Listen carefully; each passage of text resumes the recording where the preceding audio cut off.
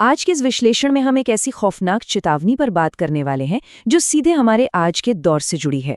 हमारा आधुनिक मन जिस तेजी से अंधकार की तरफ बढ़ रहा है ना, ये उसी पर एक बहुत ही गहरा विश्लेषण है। ये कोई आम चर्चा नहीं है। हम ये समझने की कोशिश करेंगे कि आखिर इस अजेय समझे जाने वाले मन पर विजय कैसे प्राप्त की जाए, बिल्कुल वैसे ही जैसे भगवान हनुमान ने की थी।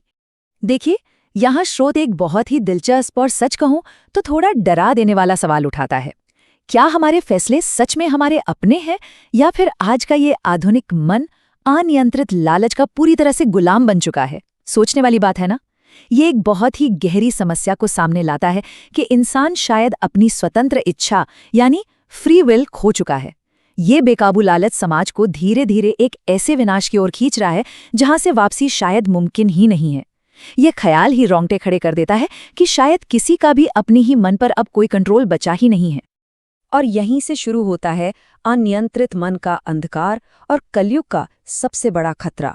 कलयुग के इस दौर में ये आंतरिक अंधकार इतना बढ़ चुका है कि ये मन एक ऐसा खतरा बन गया है जिस पर बड़े बड़े ज्ञानी भी जीत हासिल नहीं कर पाए। तो फिर इसका समाधान क्या है? जरा सोचिए, महावीर हनुमान ने इस अजेय मन को आखिर कैसे कुचला था? जब हम आधुनिक समाज की इन उलझनों को देखते हैं तो स्रोत हमें एक पौराणिक समाधान की तरफ ले जाता है। याद है जब पवनपुत्र हनुमान 100 योजन का विशाल समुद्र लांघ रहे थे, उनके सामने सिर्फ भौतिक बाधाएं नहीं थी बल्कि मन के सबसे भयानक रूप सामने खड़े थे। चलिए देखते हैं कि हनुमान जी ने इनका सामना कैसे किया। इस यात्रा में जो पहली बड़ी रुकावट आए वो थी सुरसा। ये सिर्फ एक भौतिक चुनौती का सामना नहीं था बल्कि लालच और अहंकार के सबसे बड़े प्रतीक से सीधा मुकाबला था। सुरसा को महज एक दैत्य मत समझिए। ये एक ऐसी विशाल समुद्री राक्षसी है जो पूरे ब्रह्मांड को निगलने के लिए अपना मुंह फैला सकती है। स्रोत के अनुसार ये सीधे तौर पर इंसान के लालच और लगातार बढ़ते हुए अहंकार को दर्शाती है। अगर हनुमान जी वहां एक पल के लिए भी डगमगाते तो वो राक्षसी उन्हें पल भर में निगल जाती, ठीक उसी तरह जैसे इंसान का अपना अहंकार उसे पूरी तरह निगलने के लिए हमेशा घात लगाए बैठा रहता है। अब यहाँ दो तरीके थे। एक तरफ सुरसा से सीधे लड़ना, लेकिन हम जानते हैं कि अहंकार से सीधे लड़ने पर वो और भी ज्यादा बढ़ता है। और दूसरी तरफ थी हनुमान जी की शानदार रणनीति। उन्होंने अपना आकार इतना छोटा कर लिया कि वो सुरसा के मुंह में जाकर आराम से वापस बाहर आ गए। ये एक बहुत ही गहरा मनोवैज्ञानिक सबक है। अहंकार पर सच्ची जीत ताकत से नहीं बल्कि पूर्ण विनम्रता से मिलती है। खुद को शून्य करके ही सबसे बड़े अहंकार को हराया जा सकता है। लेकिन खतरा वहीं खत्म नहीं हुआ था। आगे जो चुनौती थी वो और भी ज्यादा गुप्त और खतरनाक थी।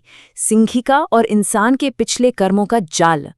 सिंहिका एक ऐसी धोखेबाज राक्षसी थी जो अपने शिकार को छूती भी नहीं थी, वो केवल परछाई पकड़कर उसे अपनी तरफ खींच लेती थी। स्रोत इसे इंसान के पिछले कर्मों के उस भारी बोझ के रूप में समझाता है जिससे कोई बच नहीं सकता। अगर मन नियंत्रण में नहीं है तो इंसान के अपने ही पिछले कर्म उसकी परछाई पकड़कर उसे एक नर्क जैसे जीवन की ओर खींच ले जाएंगे। ये इस बात का सटीक उदाहरण है कि कैसे अतीत का बोझ किसी को भी पूरी तरह जकड़ सकता है। तो इस परछाई के जाल को कैसे तोड़ा जाए? इसका सिर्फ एक ही जवाब है, पूर्ण मानसिक नियंत्रण। हनुमान जी ने इस जानलेवा जाल को सिर्फ इसलिए पार कर लिया है और सिंहिका का अंदर से अंत कर दिया क्योंकि उनका मन पूरी तरह से उनके अपने कमांड में था। वो भटके नहीं, डरे नहीं। उनका मानसिक संतुलन इतना सटीक था कि कोई भी पिछला कर्म या परछाई उन्हें नीचे नहीं खींच सकती थी। अब इन पौराणिक कथाओं से बाहर निकलकर इस सब को आज के कलयुग से जोड़कर देखते हैं।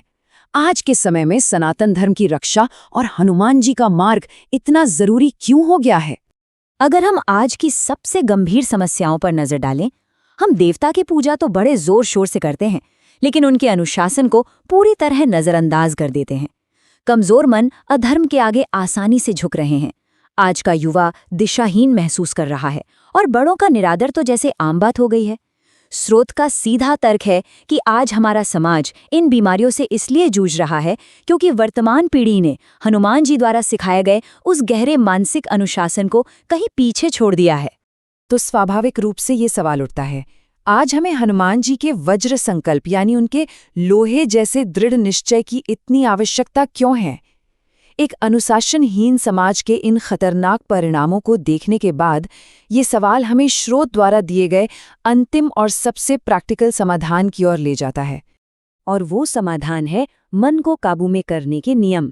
इसे कलयुग में बचने का अल्टीमेट रेस्क्यू प्लान भी कहा जा सकता है।